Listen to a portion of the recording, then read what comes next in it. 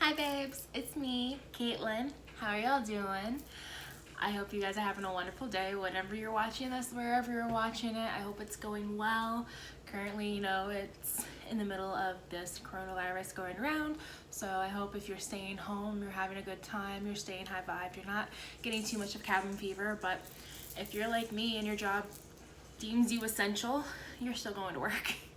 So I'm glad that you guys can join me today. I'm glad that we can spend this time together, and I'm blessed and grateful that you guys allow me to speak into your lives in this way, and that you even clicked on my video or are watching it. So thank you. I love you. Thank you. All right, so today we're going to talk about, how do you know if they are your twin? How do I know if that person that I feel a deep connection with is the other half of my soul? Or so they say. There is some controversy, with exactly what is the definition of twin flame, because at the end of the day, it's a label. It's a label. All right? We put labels like we put them on our cereal boxes. I don't know if you're a label person. I don't know, I'm not. But, it's something that in this reality, we just have to assign something so that we just understand it better. But it's just a higher level form of a soulmate. And at the end of the day, we're still on our own journey and everything. That person does not define us. We do not define that person. Our relationship is coming together for us to work through our issues and discover who we truly are, so that we can raise our vibration and ascend to a higher level of consciousness within this 3D world that we are, incarnated here on Earth. So also a quick disclaimer, my neighbors are downstairs outside as they usually are, and for some reason when you're outside and you're talking, you can hear everything. So I don't know if you guys ever pick up on them, but just letting you know, if you hear random laughing in the background, it's not a ghost. I don't have a poltergeist. It's my neighbors. They go outside and smoke a lot, and they're always out there. So anyway, guys, let's get started in on this, because this is gonna be a fun topic, and I really want to hear a lot from you guys. Tell me your experiences, tell me what questions that you guys have, ask me. I really want to know, what's your experience, what have you gone through with this? So before that, let's get into it. And if you're new to this, please take it all with a grain of salt. It's all, this is not the Bible. This is not scripture. I have my notebook. This is not scripture. What I'm about to share, what I just talked about, this is kind of usual, kind of more well-known stuff, and, kind of like the typical signs, and then my own experience on my own journey. So before I keep talking and find other things to talk about, let's get on this. Number one, you have a sense that you know this person. You have a sense that you have met them before, okay? There is something very magnetic about our souls, okay? When you know a soul from a past life, whether it was good or bad, or, whether it was a last past life or it was 10 lifetimes ago, you have this strong connection to them that you've created. And I'm really sorry if I touch my hair a lot, move, and fidget a lot. It's just, I'm a very animated person. As you can see, I move my hands a lot. But this person, there's something that you recognize within their soul when you look at them. When I first met my twin, literally the first time I met him, first time I laid eyes on him, I shit you not, I could not figure out where I knew him from. I was so pissed off and aggravated that I couldn't figure out where I knew him from. I was so annoyed. Pissed off isn't the right word. It wasn't pissed off. All right, it wasn't I couldn't figure out who you are. But I knew him from somewhere. I knew him from somewhere, and I couldn't put my finger on it. And I'm I haven't seen him before. I don't recognize his face. I don't think of his build and everything. He's a bigger guy.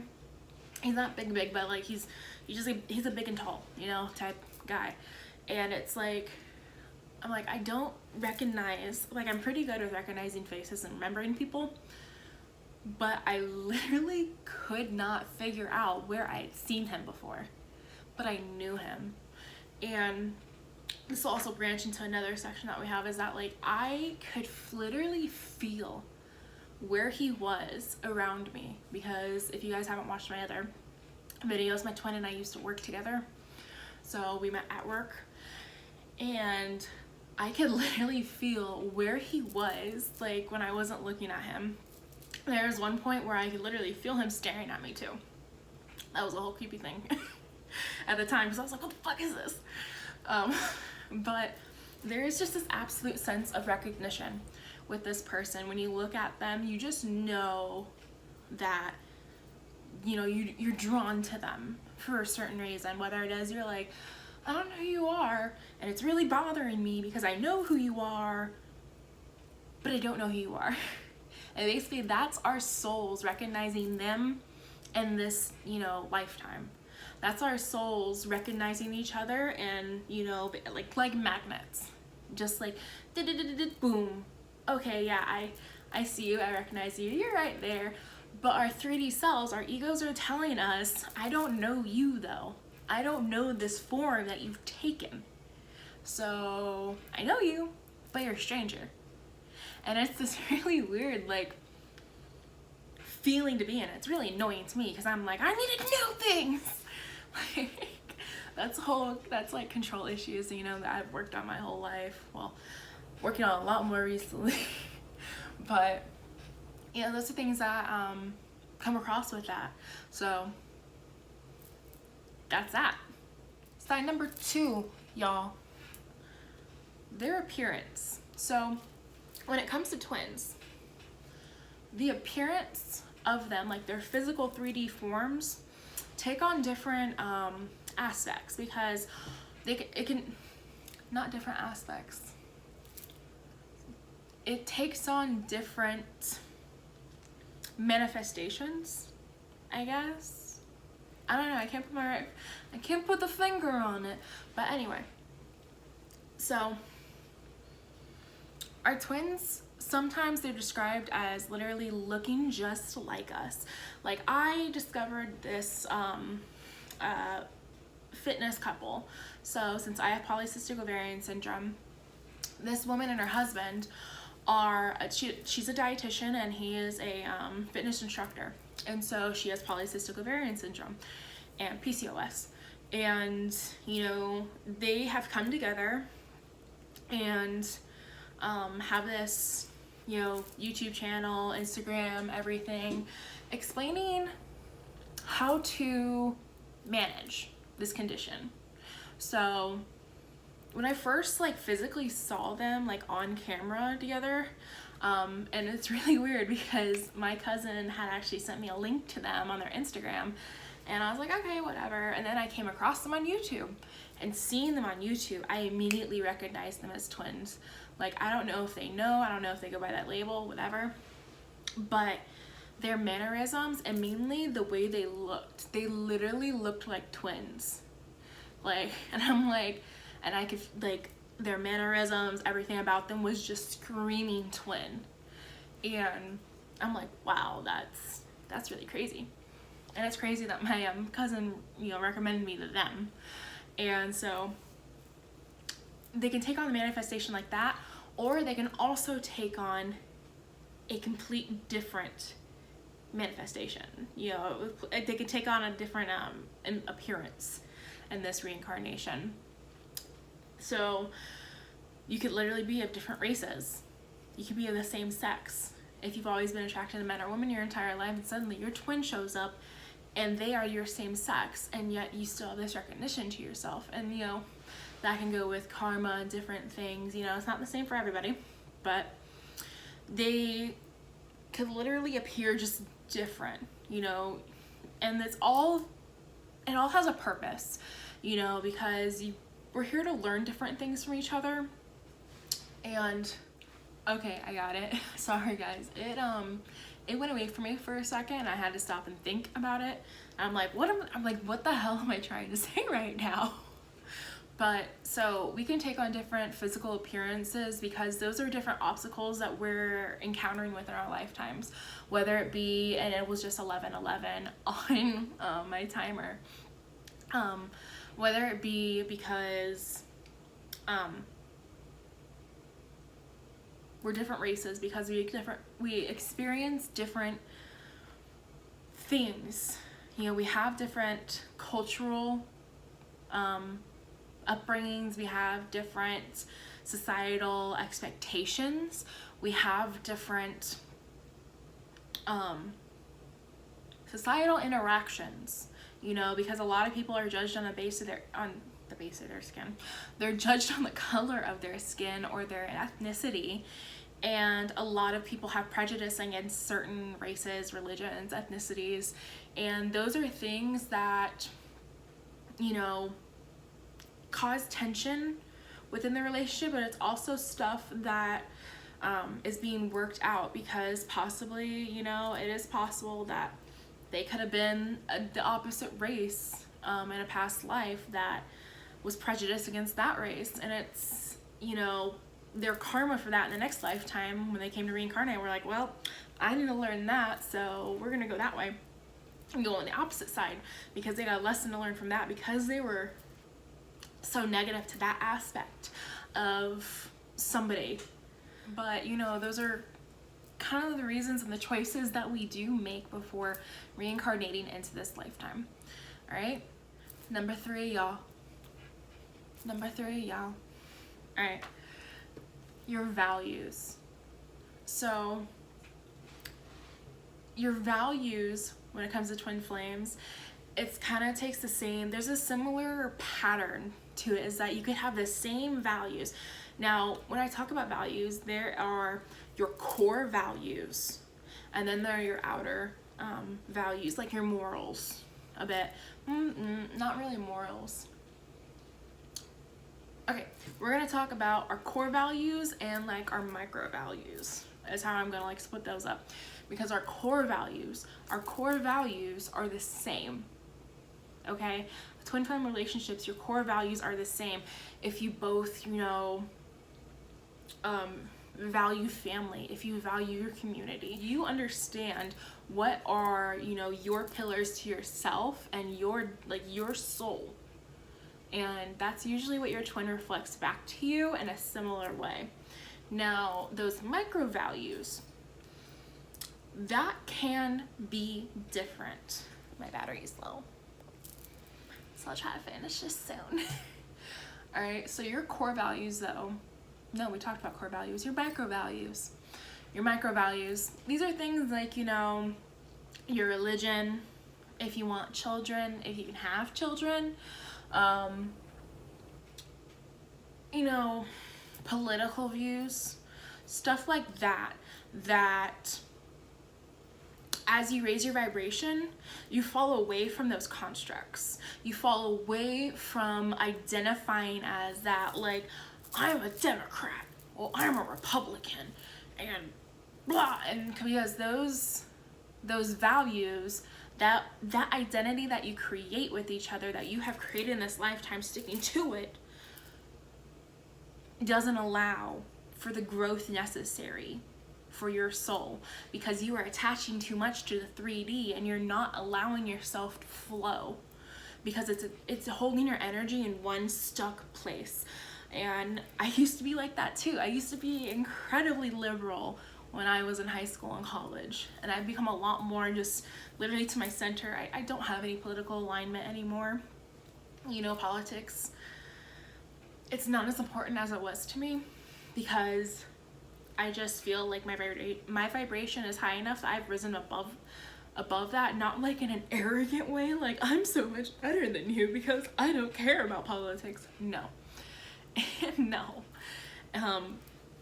It's just that the attachment that we have to those labels, that's where the negativity comes from. That's where that lower vibrational energy of I'm this keeps us in a stagnant, stuck energy, and it doesn't allow our souls to grow.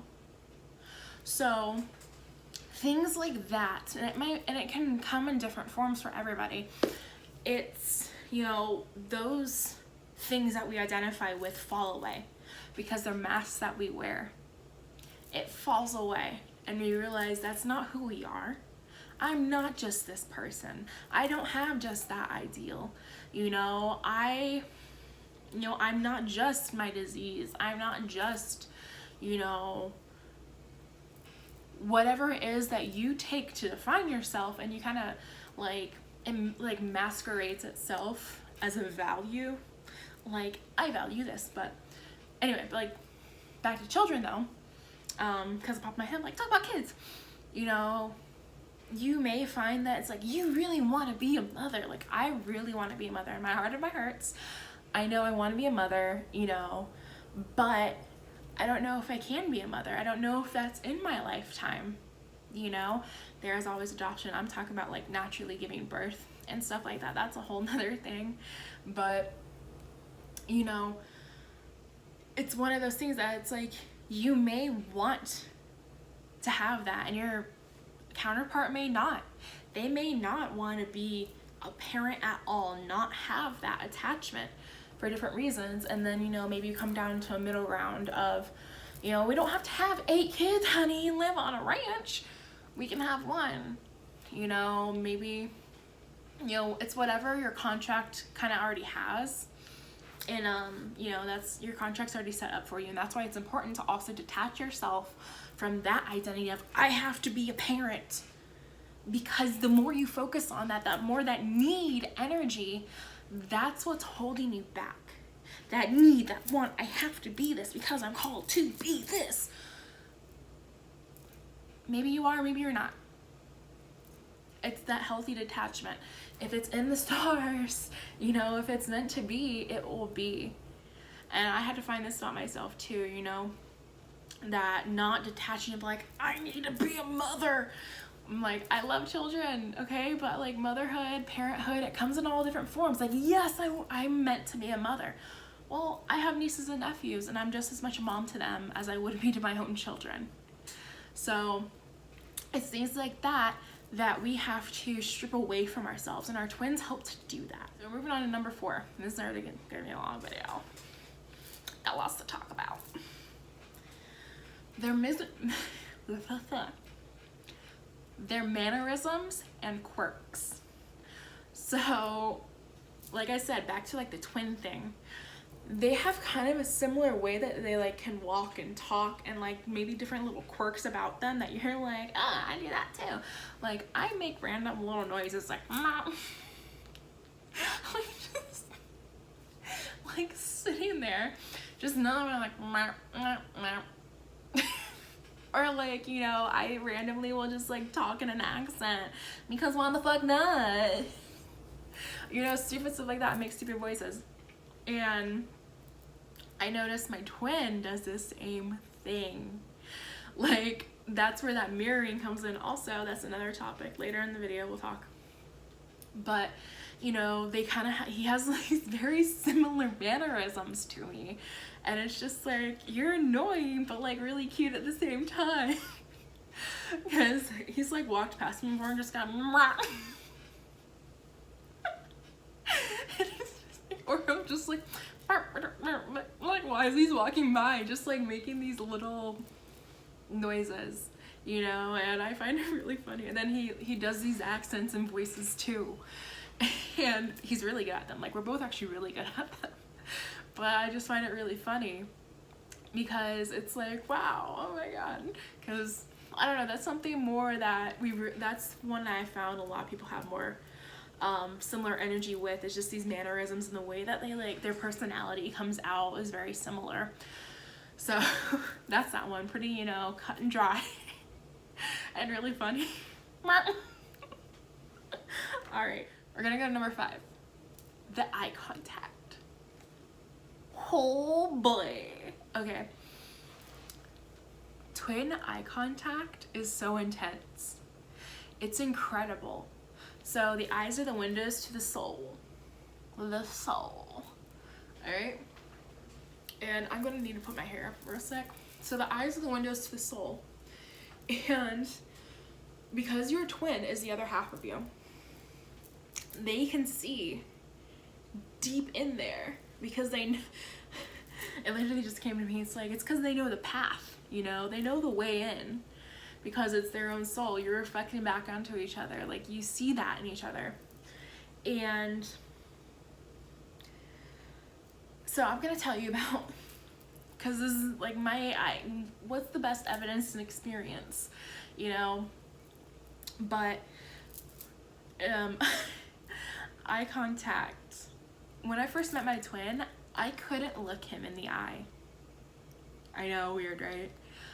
I couldn't look him in the eye because I was looking myself in the eye. The eye contact, his gaze was so intense. I tried to explain this to my friend who I was working with there too, and she was just like, I don't get it. Like, she's like, I look at him, he's a person. Okay. And I'm like, you don't understand, like it's piercing. His eyes were piercing when he looked at me. I felt very triggered every time. Like, this is why I couldn't look at him, because it felt like he literally looked into my soul. I mean, I never have felt so vulnerable with somebody just looking at me. It's very, very powerful.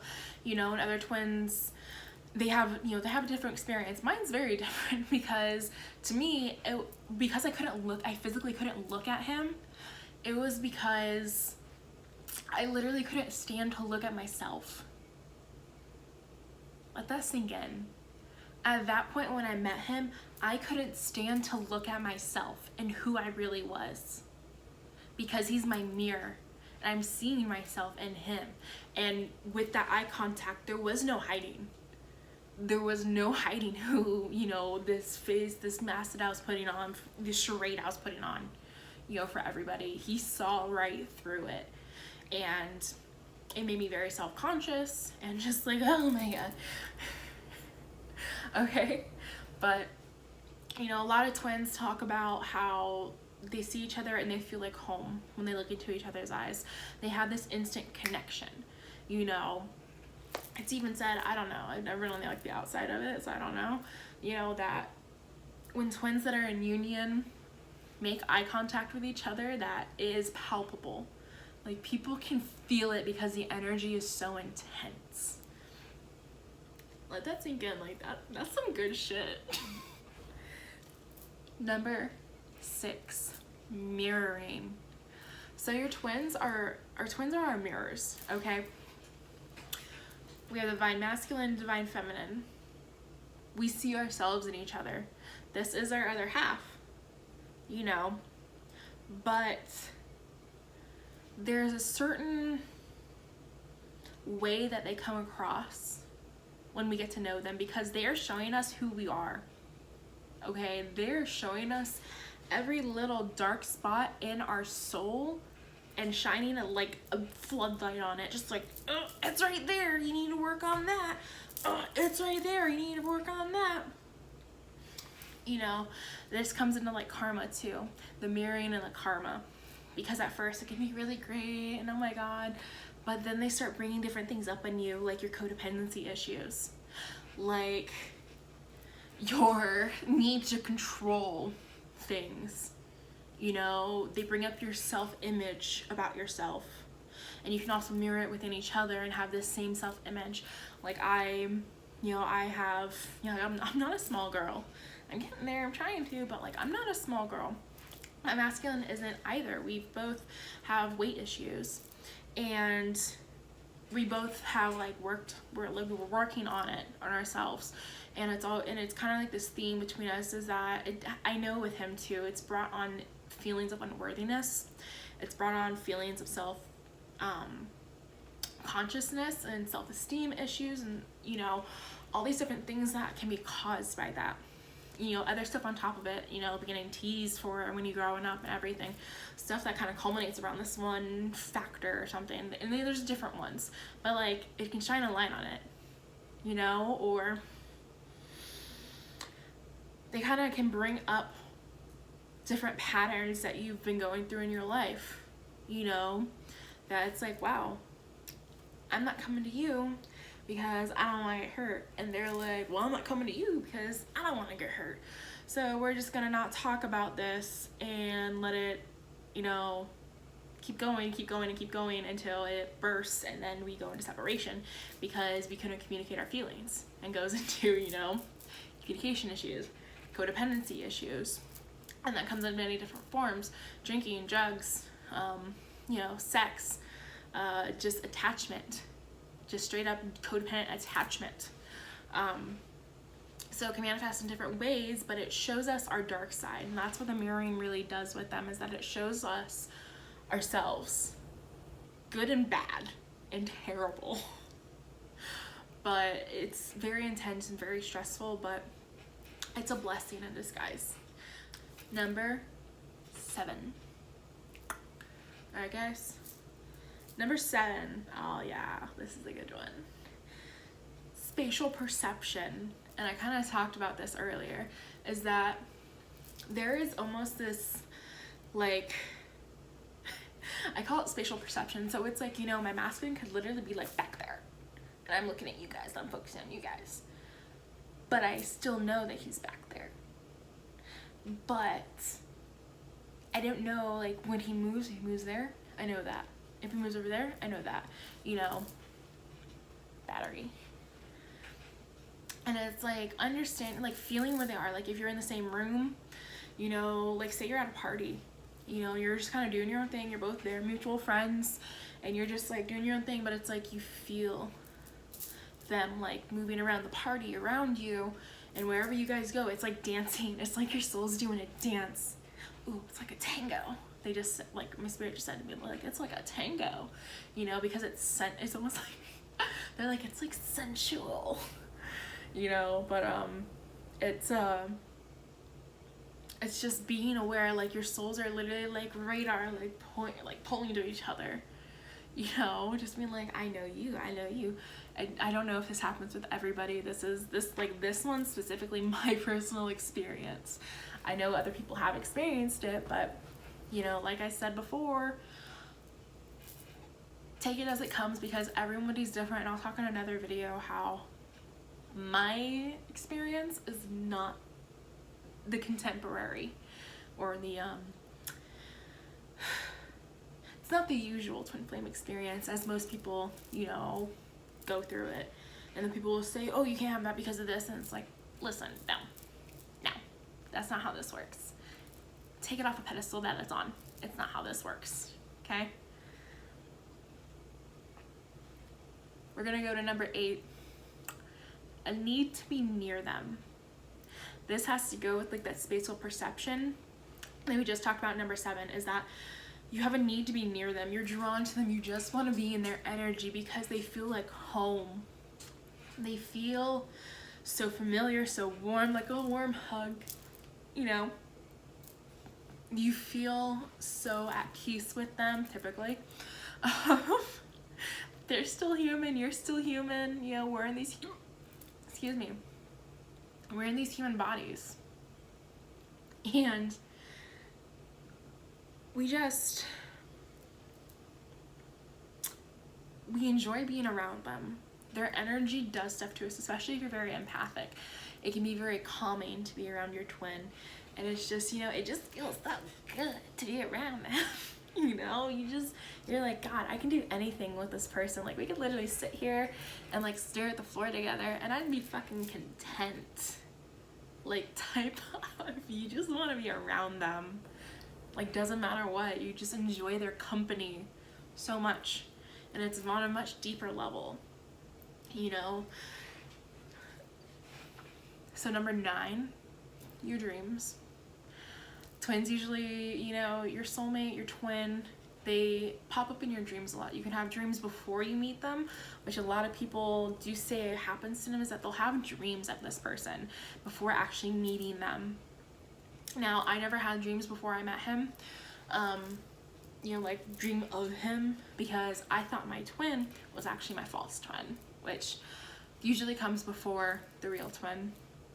But I will have my twin pop into my dreams, mainly when we're starting to learn really big things, you know, when like especially when I'm starting to learn something, because my twin and I are in separation, but when we have these lessons to learn and when Spirit's like, it's time, you know, to start moving along with this, it's not essentially that it's themselves, you know, this is what I take away from it, but it's Spirit using them to help get a message across to you, especially when you're in your dream state, when you're in that astral realm. And you know, it's your higher selves. Your ego's been stripped away in your dreams. It's your higher selves that are talking to each other, but they still appear as their human selves to you. Folk. But this can happen a lot. Like, I had a dream toward the beginning of, you know, my twins and I's getting to know each other, that after I recognized who he was and kind of like wanting, you know, to like deepen our relationship and kind of like get to know him more, because we, you know, we both kind of just kept to ourselves, which is like, and it's like, why doesn't he talk to me that much? Why is he so quiet around me? And I'm like, oh God, he's doing what I do, which is usually just like, I like you, but I can't say anything right now. And yeah, that's something I've overcome. But anyway, where was I? I just get all these little things I forget talking about stuff. Oh yes, but so my twin comes to my house and it's like, you know, it's like we're going to bed and I go to my room and he stays in the living room, and it's like, okay, go to bed now. And I lay down and then he lays on the couch in the living room, and I'm like, well, like, it's like he assumes that he doesn't, you know, we can't cross that boundary or anything. And like, I come out of my room, when I go in there, I'm like, you know, you can sleep in my bed, like, it's fine to sleep with me, you know. And he's like, oh, okay. And he was just like, oh, I didn't know. And to me, I interpret that dream as him kind of starting to wake up to me, like, you know, Spirit being like, hey, like, it's okay to go in there. It's okay to, you know, have more of a closer relationship than, you know, you previously had. But, yeah. So, I'm going to end with number 10. Finally. Is that everything that I just said means nothing. Everything that I just said means nothing, because in your heart, you know whether or not it's your twin. And this is the biggest thing that I will preach to you when, you know, you watch 15 tarot videos in a row talking about, you know, is this really my twin? Is this really my twin? Is this really my twin? You're getting yes, no, yes, no, yes, yes, yes, no, no, no, no. But the only person that can tell you that is you. The only person that can tell you if this is your twin tells you from in here, in your heart. You know, technically it's your higher self, but you know what I mean. That is the only authority that matters. Now, it doesn't mean that you should attach to your twin. It does not mean that you should go chasing them and being like, I love you, we're twins, and go, you know, screaming it from the rooftops. No. Just understand that this connection that you have with this person is real. It's there. It's intense. You know?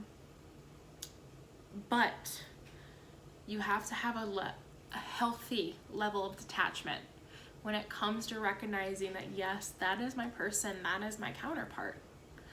And I'm going to recommend you guys go listen to Erin Dowdy and Lior Alexandra. I was trying to remember her name. Lior Alexandra's podcast.